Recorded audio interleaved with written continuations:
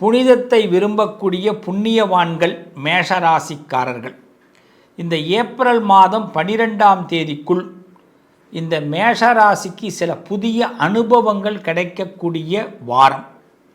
சில நல்ல மனிதர்களுடைய சந்திப்பும், இந்த உலகத்தில் இப்படியும் சில மனிதர்கள் இருக்கிறாங்கங்கிறத பற்றியும் தெரிந்து கொள்ள போகிறீங்க.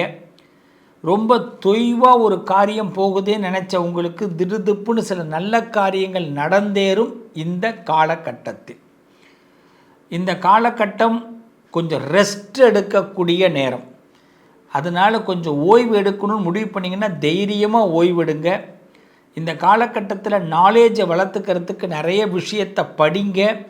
செல்ஃபோன் யூஸ் பண்ணுறதை விட ஏதாவது நாளிதழ்களை படிக்கிறது, ஏதாவது புத்தகங்களை வாசிப்பது ரொம்ப சிறப்பாக இந்த வாரத்தில் உங்களுக்கு பங்கெடுக்கும்.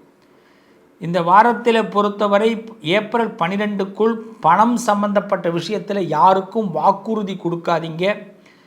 எந்த ஒரு விஷயத்தையும் இந்த காலகட்டத்தில் தள்ளி போட்டால் மிக சிறப்பு. எங்கேயாவது சென்று ஓய்வெடுக்கணும்னு ஆசைப்பட்டால் ஒரு 2 நாள் 1 நாள் கூட ஓய்வெடுக்கிறதுக்கு முயற்சி பண்ணுங்கள். நல்லது நடக்கும் முருகனுள் அருளால்.